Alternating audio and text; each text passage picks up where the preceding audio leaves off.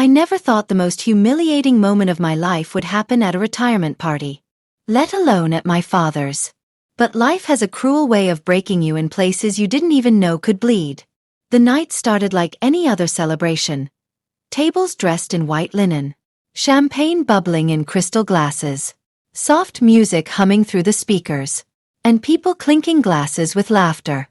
The room was filled with my father's colleagues, old friends, distant relatives, and his perfectly polished family. The family he had always wanted. The family I wasn't part of. I had spent my entire life trying to earn his love, his approval, his pride. But none of it had ever been enough. Not my straight-A report cards. Not my scholarship. Not the fact that I took care of Mom when she got sick and he ran off to build a new life. Nothing I did ever made me one of his real children. I wasn't the perfect son who took over his business, or the glamorous daughter who married into money. I was the mistake he never let go of. The one who reminded him of a past he buried like dirt under his polished shoes. But I came anyway. To the dinner. Even after years of silence. Even after every cold shoulder and missed birthday. Even after he told me, over the phone, as casually as reading a weather forecast, that I was welcome to come. But don't expect a speech. I told my husband, Daniel, let's just show up, say hi, smile for the pictures, and leave before dessert. I wasn't prepared for what really happened. The moment my father stood up to give his speech, I knew something was coming. There was a shift in the air, a chill under the laughter. He tapped his glass with a silver knife, and the room quieted. He smiled that politician's smile. Charming, proud, rehearsed. Thank you all for being here, he began.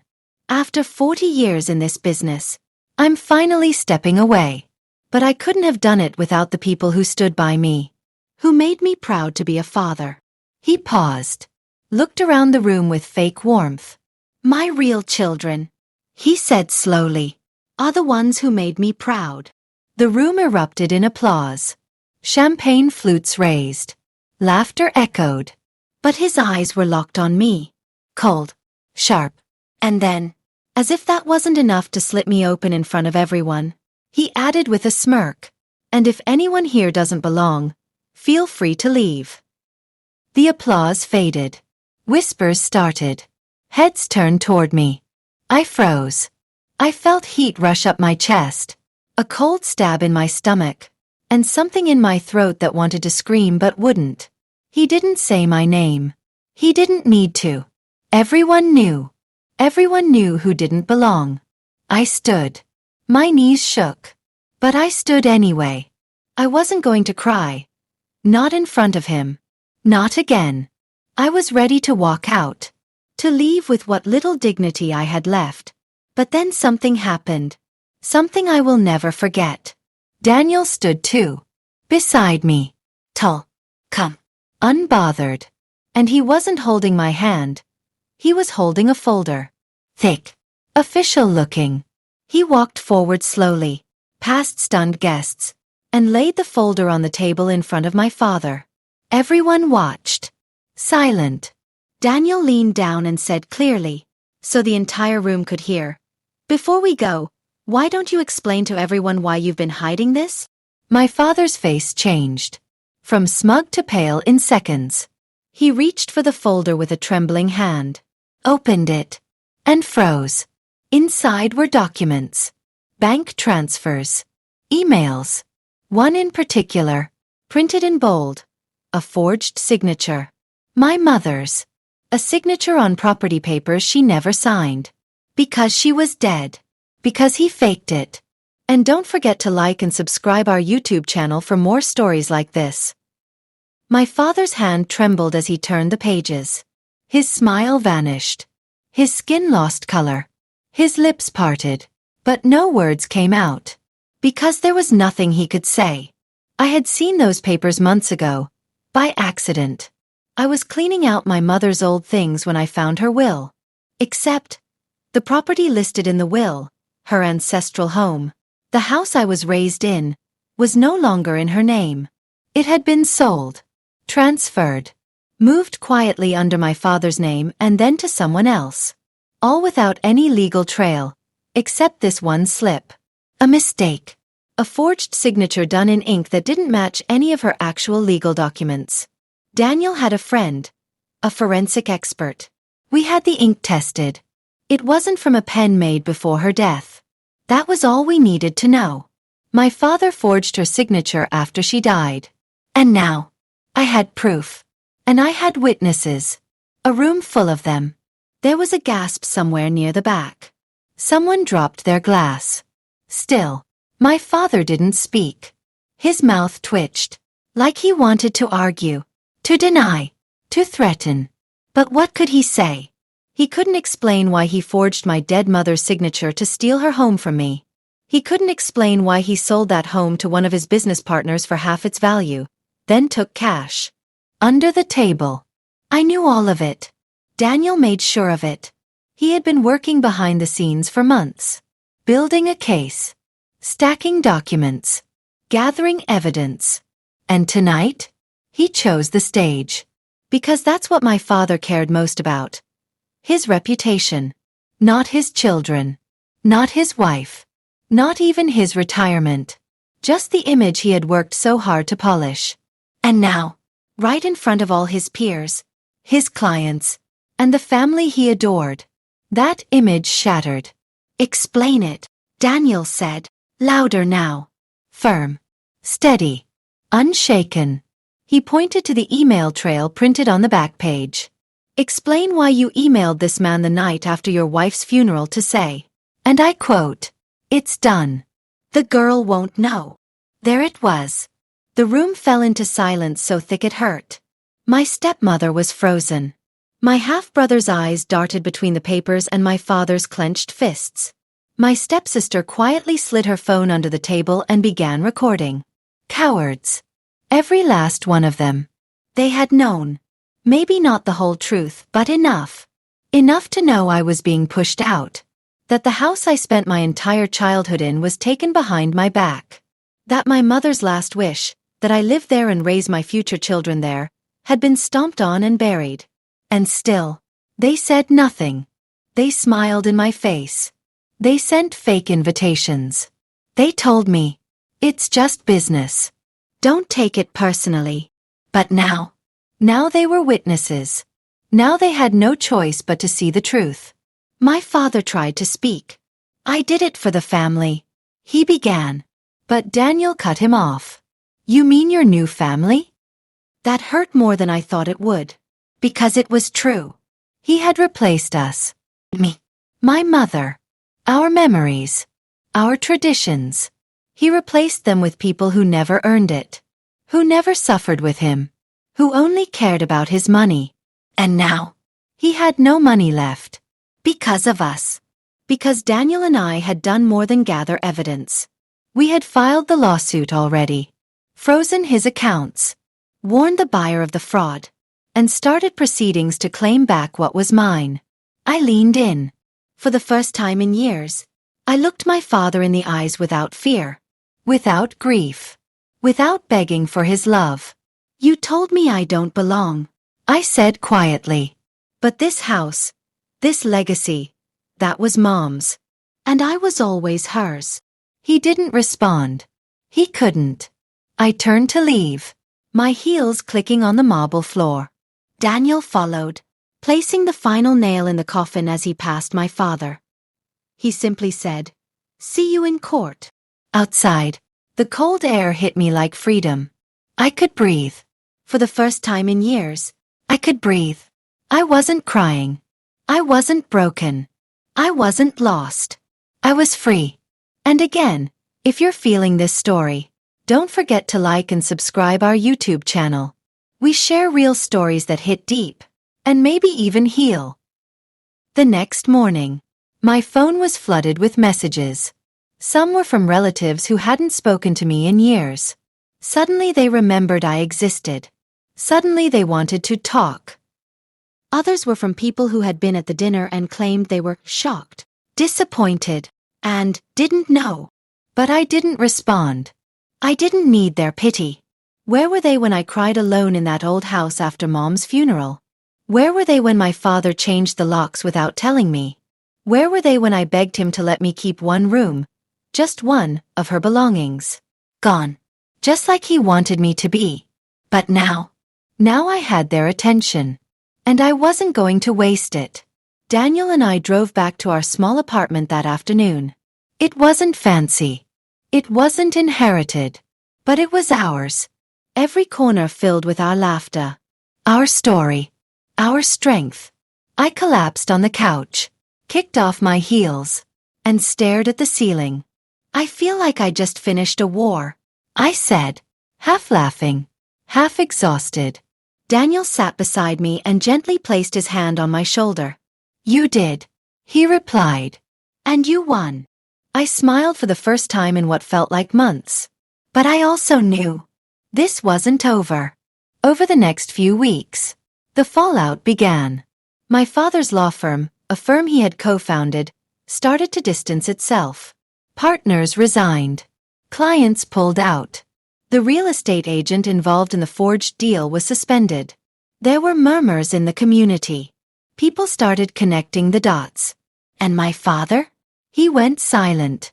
The man who once roared like a lion suddenly had no voice. For someone like him, reputation was everything. And when it crumbled, he crumbled too. But there was one part of me that still wasn't at peace. It wasn't about revenge anymore. It was about justice. For my mother. She had trusted him once. Loved him. Raised me while he chased dreams, women, and wealth. And even after he abandoned her, she never poisoned my mind against him. She let me form my own opinion, even if it broke her heart. And now, she deserved to be heard, even in death. So I did something I never thought I would do. I went back to the old house. The one he stole. The one I was taking back through court. It stood there empty, quiet, and cold. But I had a key now. The real deed. A temporary order granting me entry until the trial. I stepped inside and was hit by the scent of dust and forgotten memories. But underneath it was something warm, familiar. I walked to the staircase where she used to sit every Christmas morning with a coffee in hand, waiting for me to come down. I touched the railing. And I swear, I felt her there. Proud. Smiling. In the attic, I found a box labeled with her handwriting. It was sealed shut, tied with a faded blue ribbon. Inside were photos, letters, and something I never expected. A handwritten journal. She had started it after my father left. Every entry began with, "My dear girl," she wrote to me. Even though I never knew it. Even though she never gave it to me. She wrote about her grief. Her hope. Her prayers that one day I would stand tall, even if she wasn't there to see it. One page broke me. It read, "If she ever reads this, I want her to know, she is worth loving, even if the world forgets. Even if her own father forgets. I remember. And I always will." I held that journal to my chest and wept. Not out of sadness, but release. Because now I knew. I didn't need my father's approval. I had her love. And it was more than enough. I spent the next few days in that house. Alone. Reclaiming every inch of it. Not just physically, but emotionally. I cleaned the dusty windows. Repaired old creaking doors. Polished Mom's antique mirror. The one she used to say, reflected the soul. I even lit candles in the living room like she used to. For warmth. For presence. But mostly, for her. It was like breathing life back into her memory. Restoring what had been taken from us. From me. Daniel came by every evening, bringing food and that quiet kind of love that speaks more in silence than words. He never once asked if I was okay. He just knew I needed space. And he gave it, while still being close enough to catch me if I ever fell. That's love. The kind you don't have to beg for. The kind that never walks away. The kind I never got from my father. About a week later, I got a call from my lawyer. "The pressure's working," she said. "He wants to settle." I froze. Settle? I asked. He wants to avoid trial. He's offering a buyback of the property in full and a signed apology. I laughed. Out loud. Then I said, he thinks he can buy his way out of this? There was silence on the line. Then she asked, do you want to meet with him? Just once. To hear it from him. Every part of me screamed no. But another part, the quiet one that still trembled sometimes, wanted answers. Not an apology. Not a deal. Just truth. Even if it was ugly. Even if it hurt. So I said, yes, I'll meet him. The meeting was held in a private conference room downtown. Just me, my lawyer, and my father. No cameras. No press. No drama. Just raw air and history between us. He walked in slower than I remembered. Older. Thinner. And for the first time in my life, he didn't look powerful. He looked like a man who had run out of masks. He sat across from me. Looked down. Then up. Then said, I messed up. I stayed quiet. He continued. I let my pride and grief twist things. I didn't know how to be a father after your mother died. And instead of facing my guilt, I buried you with it. I felt a sting behind my eyes, but I didn't cry. Not now. He took a deep breath. I thought if I erased her, I could erase the part of me that failed her. And me, I whispered. He looked up at me. You remind me of everything I never deserved, he said quietly. That's why I pushed you away. It was honest. And it hurt. But it was the first time he ever told the truth. He handed over the signed documents. The house. Ownership. Full. Clean. He added, I know it's too late to ask for forgiveness. But I want you to have what she wanted for you. I can't undo what I did. But maybe I can give you peace. I looked him in the eyes. He wasn't crying. But I could see the regret carved into every wrinkle of his face. And for once, I didn't hate him. I just didn't need him anymore. That was the difference. I left the room with no handshake. No hug. Just closure. And that was enough. The weeks that followed were healing. I started renovating the house. Room by room. Daniel and I painted the walls ourselves. Replanted the garden. Rebuilt the broken pieces. Inside and outside. I finally felt whole. The final surprise came on a Sunday morning. I got a letter in the mail. From my stepsister. The one who had recorded the dinner. Inside was a USB. And a note that read, I should have spoken up years ago. But I was scared. You were right. I hope this helps. I plugged it in. It was a video. Of the dinner. Of the moment he told me to leave. Of everything Daniel exposed. It had gone viral. Hundreds of thousands of views. And in the comments, people stood with me. Strangers who knew betrayal. Who knew pain. Who found strength in the same kind of silence I once drowned in. I posted a reply video. Not for vengeance. But for others like me. I told my story. All of it. And at the end, I said this. You are not the names they called you. You are not their disappointment. You are not who they made you feel like. You are love. You are light. And one day, you will rise from their ashes. We got thousands of messages. Women, men, children. All with stories of rejection, grief, and reclaiming power. I cried reading them. Because I realized I wasn't alone. And neither are you. It was a strange feeling. Waking up in a house I once cried myself to sleep in. And smiling. Peacefully. No tension in my chest. No haunting echoes of his words. Just the quiet hum of birds outside the window and the smell of coffee from the kitchen. Daniel's doing. Of course. He had taken to this house like it was a part of him. Reclaimed not just for me, but for us. Sometimes we'd sit on the porch, watching the wind move the leaves. And he'd say, she would have loved this. The way you turned pain into power. I'd just nod. Because I knew Mom was watching. And she did love it. Every inch. The video my stepsister sent had changed everything. Not just for me, but for thousands. It sparked conversations. Families reconnected. People asked questions they were too afraid to ask before. Some found courage to walk away from toxic relationships.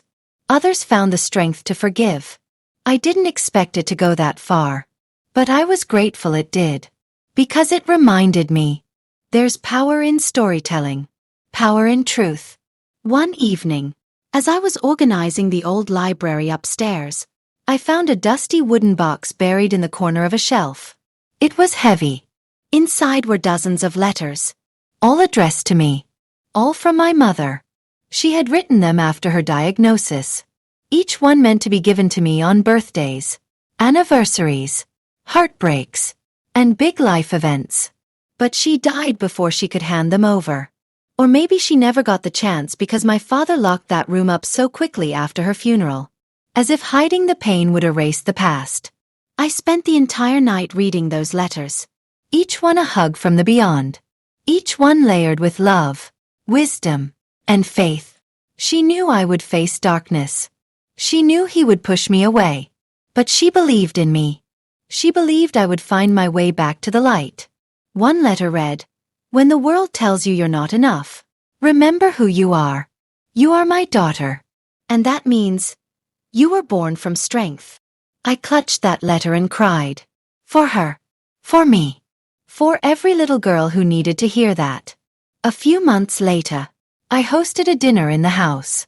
Not just any dinner. A retirement dinner. But this time, it wasn't to celebrate a man who destroyed people while smiling. It was to celebrate the start of something new. The end of generational pain. I invited friends, neighbors, supporters from the online community who lived nearby. Even some family, those who apologized. Those who meant it. Not the ones who just wanted to save face. It wasn't about revenge anymore. It was about reclamation. Redefining the meaning of family. Love. Home. When I stood up to give a speech, the room went quiet. And I said, "Tonight, I raise a glass. Not for someone who hurt me, but for the woman who saved me. My mother, who never stopped loving. And for my husband, who stood when I couldn't. And for every single soul who's ever been told they don't belong. This table was set for you too." There wasn't a dry eye in the house. Not because the story was sad, but because it was true. And sometimes, truth is the most powerful thing of all. After dessert, Daniel pulled me aside. "I have something for you," he said. He handed me a small envelope. Inside was a photo. It was me, standing at the top of the staircase in the house, wearing my mother's shawl. And underneath, he had written in his careful handwriting, "The girl who stayed, the woman who rose, the legacy that will never die." I held that photo like a sacred vow, because I knew this wasn't the end of my story. This was the beginning of someone else's. I started a podcast, then a YouTube series, telling real stories like mine. Stories of betrayal, healing, and redemption. People from all over the world began sending their stories in. And we read them. We honored them. And in doing so we healed. Together. And that brings me to you. Yes, you. If you're still watching, listening, or reading this, let me ask you something. Have you ever been told you didn't belong? That you weren't enough? That you'd never be loved the way you should be? Then listen to me now. You are enough. You always were. And you belong here. If this story touched your heart, don't forget to like and subscribe our YouTube channel. Not just for us, but for everyone who needs to feel less alone. And now I leave you with this. What's your story? Have you ever faced a betrayal that changed you forever? Did you rise? Did you fall? Or are you still in the middle of it, trying to find your way? Tell us in the comments. Because maybe your story will help someone else find their voice.